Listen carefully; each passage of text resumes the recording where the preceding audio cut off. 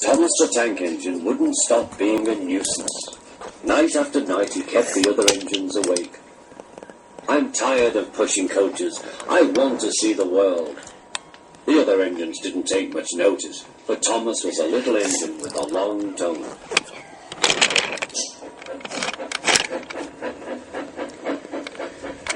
But one night, Edward came to the shed. He was a kind little engine and felt sorry for Thomas. I've got some trucks to take home tomorrow. If you take them instead of me, I'll push coaches in the yard. Thank you, said Thomas. That will be nice. Next morning, Edward and Thomas asked their drivers, and when they said yes, Thomas ran off happily to find trucks.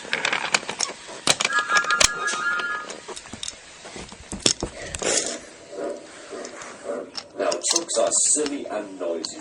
They talk a lot and don't attend to what they are doing. And I'm sorry to say they play tricks on an engine who is not used to them. Edward knew all about trucks. He warned Thomas to be careful, but Thomas was too excited to listen.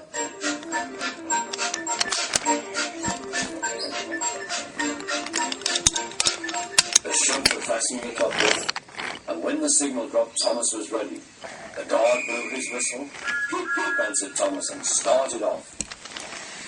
But the trucks weren't ready. Oh, they screamed, wait, Thomas, wait. But Thomas wouldn't wait. Come on, people. All right, don't fuss, grumbled the trucks.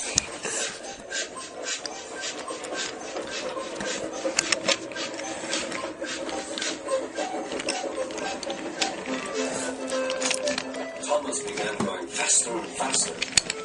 He whistled as he rushed through Henry's tunnel.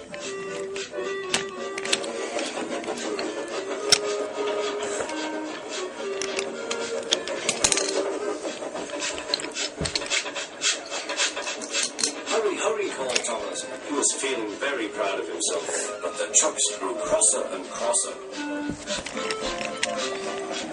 At last, Thomas slowed down as he came to Gordon's Hill.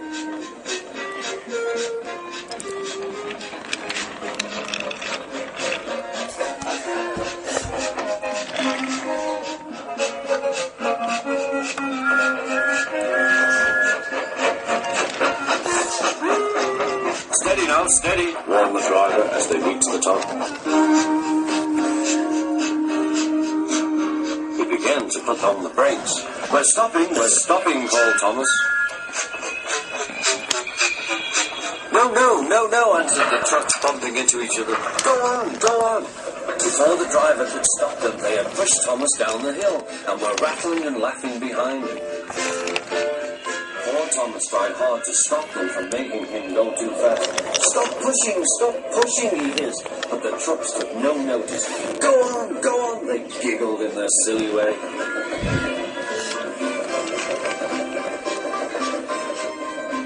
There's the station. Oh dear, what shall I do, he cried. He rattled straight through and swerved into the goods yard.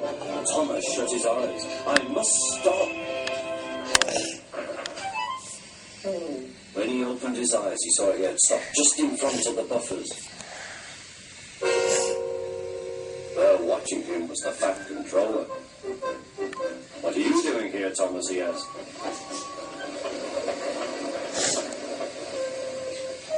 I brought Edward's trucks, Thomas answered. Why did you come so fast? I didn't mean to. I was pushed, said Thomas. You've got a lot to learn about trucks then, little Thomas. After pushing them about here for a few weeks, you'll know almost as much about them as Edward. Then you'll be a really useful engine.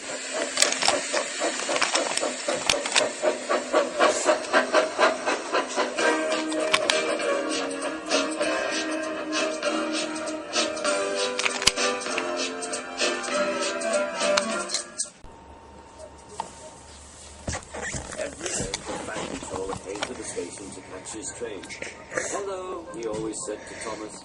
Remember, don't be impatient, Thomas.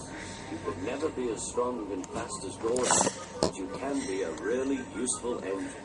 Don't let the silly trucks tease you.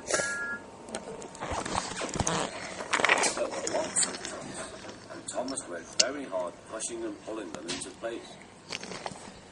There was also a small coach and two strange things his driver called cranes. That's the breakdown train, he told Thomas. The cranes are for lifting heavy things like engines and coaches and trucks. One day, Thomas was in the yard. Suddenly, he heard an engine whistling. Help! Help! Yesterday, he was rushing through most of the tracks. The engine was James, and he was fighting. His brake points were all fire. They're pushing me, he panted. On, like a snake. Still whistling. Help! Help! Your engines disappeared. I'd like to teach those trucks a lesson, said Thomas the Tank Engine. Soon came the alarm. James is off the line. The breakdown train, quickly! Thomas was coupled on, and off they went.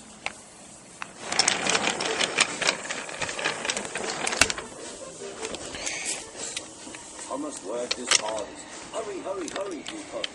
He wasn't pretending to be all he really hated it. I hope poor James isn't hurt.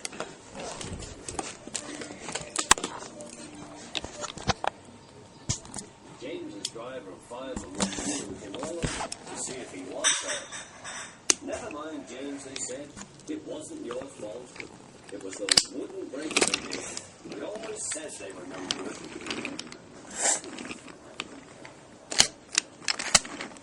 Thomas pushed the breakdown train alongside. He pulled the one-head truck out of the way. Oh dear, they did. Serves you right, thought Thomas. It's hard work, hopping backwards and forwards all afternoon. This will teach you a lesson, he told the kid. And they answered, yes it will.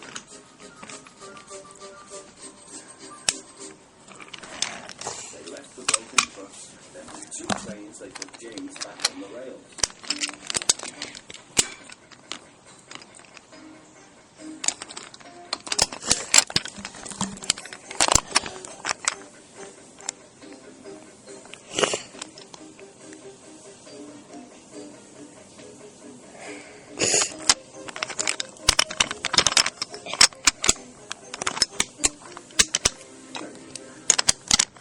Tried to move, but he couldn't, so Thomas helped him back to the chair.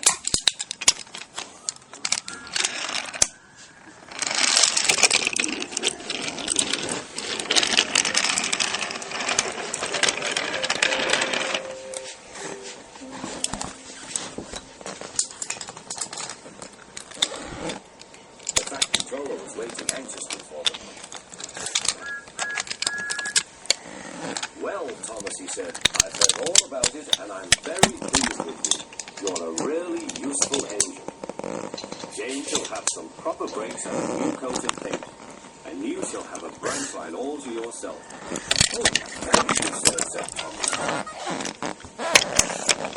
Now Thomas is as happy as can be.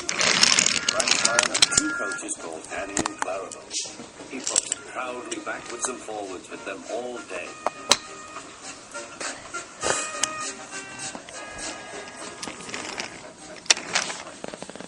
Never lonely. Edward and Henry stopped quite often and tell him the news. Gordon is always in a hurry. He never forgets to say beep beep, and Thomas whistles beep beep in return. Thomas is a tank engine who lives at a big station on the island of Sodor. He's a cheeky little engine with 6 small wheels, a short stumpy funnel, a short stumpy boiler, and a short stumpy dome.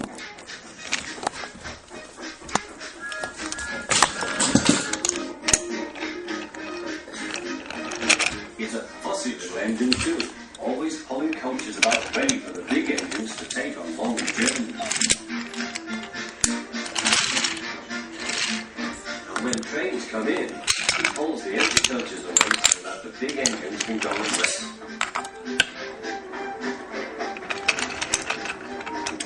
Thomas thinks no engine works as hard as he does. He loves playing tricks on them, including Gordon, the biggest and proudest engine of all. Thomas likes to tease Gordon with his whistle. Wake up, lazy dog. Why don't you work hard like me?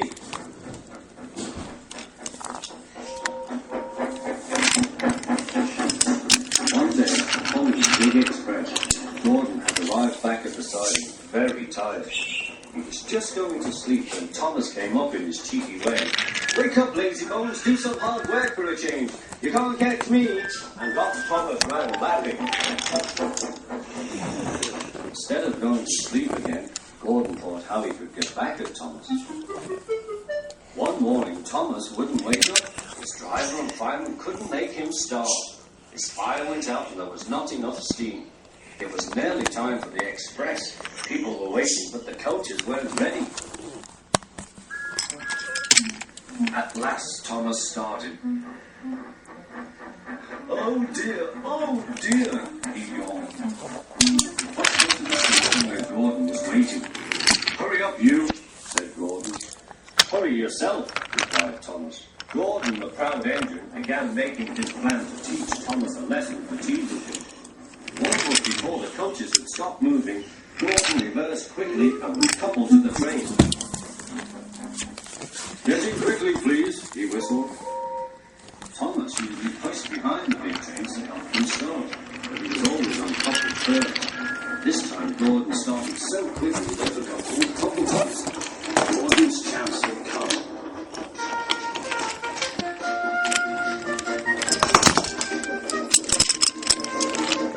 Come on, thought Gordon. The train went faster and faster, too fast for Thomas. He wanted to stop, but he couldn't. Hey, stop! Hurry, laughed Gordon. You can't get away, laughed the coaches.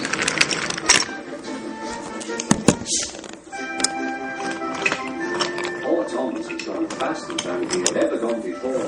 He was out of breath, and his wheels hurt, but he had to go on. "I shall never be the same again," he thought sadly. "My wheels will be quite worn out."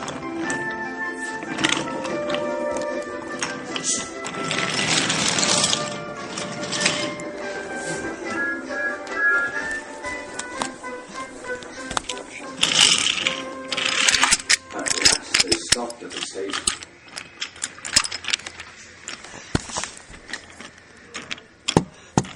Thomas was uncoupled, and he felt very silly and exhausted. Next, he went on to a turntable, thinking of everyone laughing at him.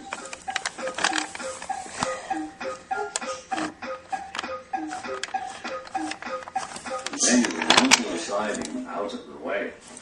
"Well, little Thomas," chuckled Gordon, "now you know what hard work means, don't you?" Poor Thomas couldn't answer. He had no breath. He just puffed slowly away to rest. He had a long dream. "Maybe I don't have to teach Gordon to be important," Thomas thought to himself, and he puffed slowly forward.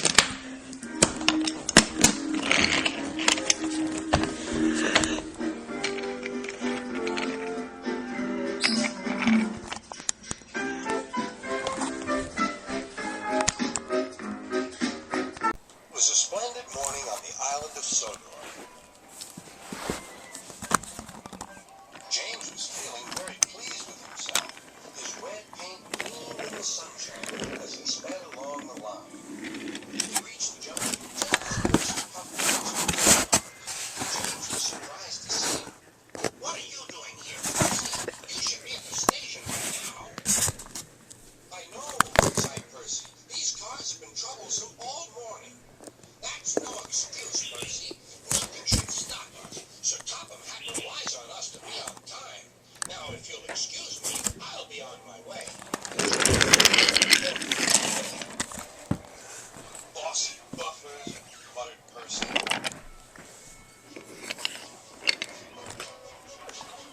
James arrived at the harbor. It was market day.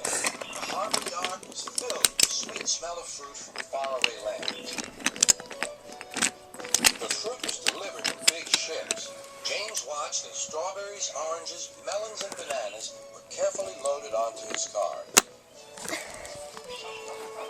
Then he set off to the station on the main line.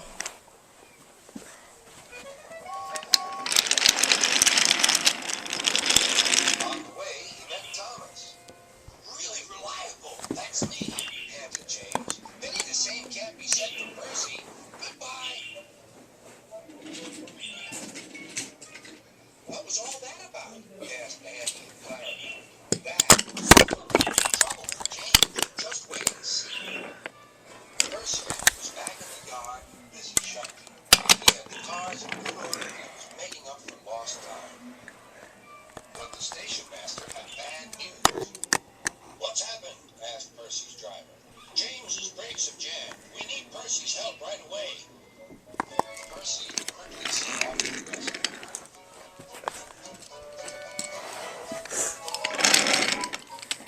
James was stuck on the line and looking glum. Percy couldn't come back. Got yourself in a bit of a jam, eh, James? A sticky situation? Be quiet. It's not funny having jammed brakes. And not very reliable either. I'm surprised you let it happen, James. Nothing should stop us engines. That's enough, Percy, said the driver. Can you push these cars? Of course I can. There's no time to lose. James has done too much of that already. James angrily hissed steam as Percy was coupled to the cars. Off we go, said Percy. I'll have to go fast to get there in time. Those big engines are so unreliable. Be careful, Percy, called his driver. But Percy was in a hurry.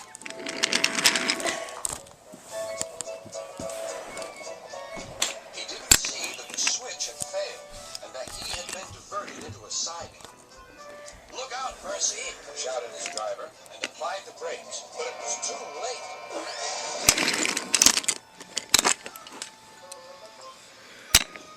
The driver and fireman had jumped clear, but squashed fruit squirted all over Percy.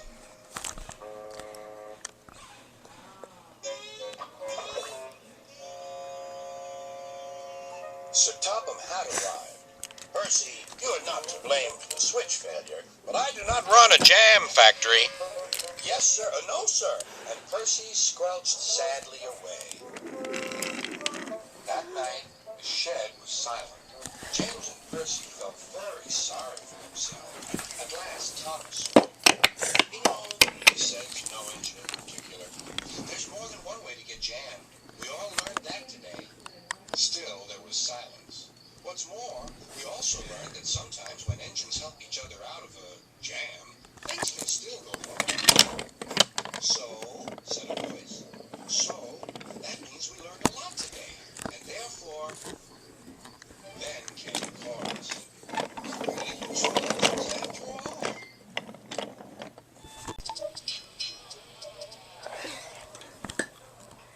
The Fat Controller sat in his office listening to the noise outside. The passengers were angry. The station master came in. There's trouble in the shed, sir. Henry is sulking, there's no train, and the passengers are saying this is a bad railway. Indeed, said the Fat Controller, we cannot allow that.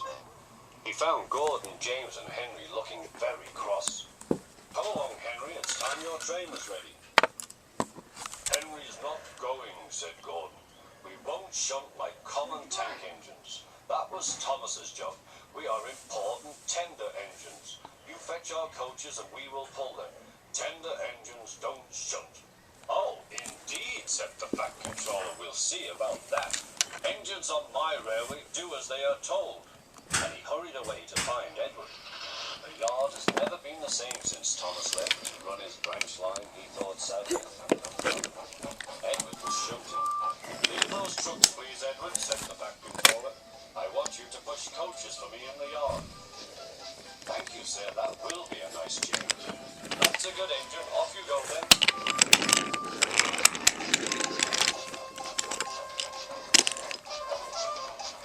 So Edward found coaches for the three engines, and that day the trains ran as usual.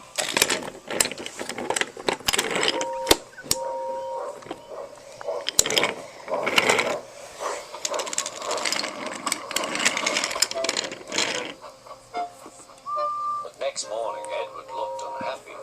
Gordon came clanking past, hissing rudely. Bless me, said the Fat Controller. What a noise. They all hiss me, sir, answered Edward. They say tender engines don't shunt, and last night they said I had black wheels. I haven't, have I, sir? No, Edward, you have nice blue ones and I'm proud of you. Tender engines do show. But all the same, we do need another tank engine here. He went to a workshop and they showed him all sorts of engines.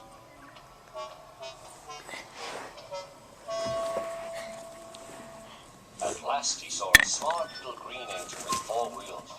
That's the one, he thought. If I choose you, will you work hard? Oh, sir, yes, sir. That's a good engine. I'll call you Percy. Yes, sir, thank you, sir, said Percy. The back controller brought him back to the yard. Edward, he called, here's Percy. Will you show him everything? Percy soon learned what he had to do, and they had a happy afternoon.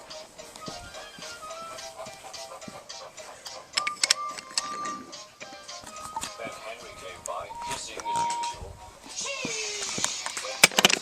Henry jumped and ran back to the shed. How beautifully you whisk him, laughed Edward. I can't whisk like that. Oh, said Percy, that's nothing. You should hear them in the workshop. You have to whisk louder. Next morning, Thomas arrived. The Fat Controller sent for me. I expect he wants help, he said to me. Shh, here he comes, replied Edward. Well done, Thomas. You've been quick. Listen, Henry, Gordon and James are sulking.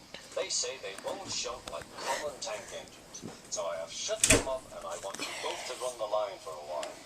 Common tank engines indeed, snorted Thomas. We'll show them. And Percy will help too. Oh, sir, yes, sir, please, sir, answered Percy. Edward and Thomas worked the main line, greeting each other as they passed by. Percy put along the branch line. Thomas was anxious about Annie and Clarabelle, but both driver and guard promised to take care of them. There were fewer trains, but the passengers didn't mind. They knew the 3 other engines were having a lesson. Gordon, James and Henry were cold, lonely and miserable. They wished now they hadn't been so silly. Thomas was waiting at a junction when a bus arrived. Hello, said Thomas. Who are you? I'm Bertie. Who are you? I'm Thomas. I run this branch line. So you're Thomas, eh? I remember now. You got stuck in the snow. I took your passengers and Terence the tractor pulled you out. I've come to help you with your passengers today. Help me, said Thomas. I can go faster than you. You can't, said Bertie. I can, huffed Thomas. I'll race you, said Bertie. The drivers agreed to the race going ahead. The station master said, are you ready? Go. Thomas never could go fast at first. Bertie drew in front. Why don't you go fast? Why don't you go fast? Wait and see, hissed Thomas. It's a long way ahead. Thomas didn't mind. He remembered the level crossing.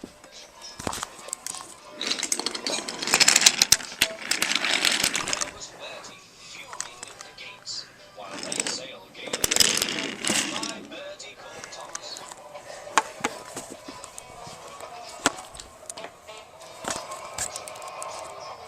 After that, the road left the railway.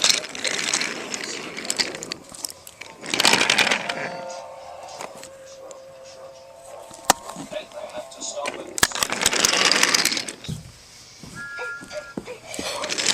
pulled Thomas, and off they went again. Come along, sang Thomas. We're coming along, sang Annie and Clarabelle. Hurry, panted Thomas. Then he looked ahead. There was Bertie tooting triumphantly on his horn. Oh, dearie me, groaned Thomas. Steady, Thomas, said his driver. We'll beat Bertie yet. We'll beat Bertie yet, echoed Annie and Clarabelle. We'll do it, panted Thomas. Oh, bother, there's a station. Then he heard Bertie. Goodbye, Thomas. You must be tired. Sorry I can't stop. We buses have to work, you know. Goodbye. thought Thomas. We've lost. But he felt better after a drink. The signal dropped. Hurrah, we're off! Hurrah, we're off, puffed Thomas.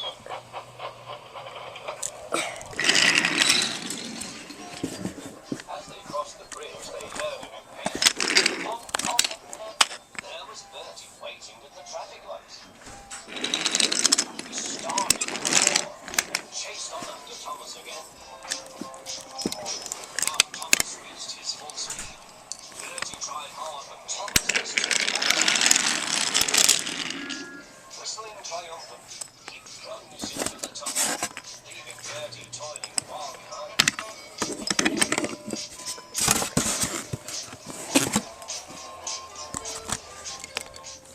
I've done it, Thomas.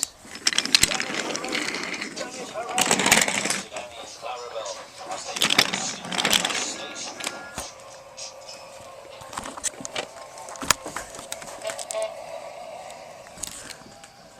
Everyone was there to celebrate Thomas's victory, but they gave Bertie a big welcome too. Well done, Thomas, said Bertie. That was fun. But to beat you over that hill, I should have to grow wings and be an aeroplane.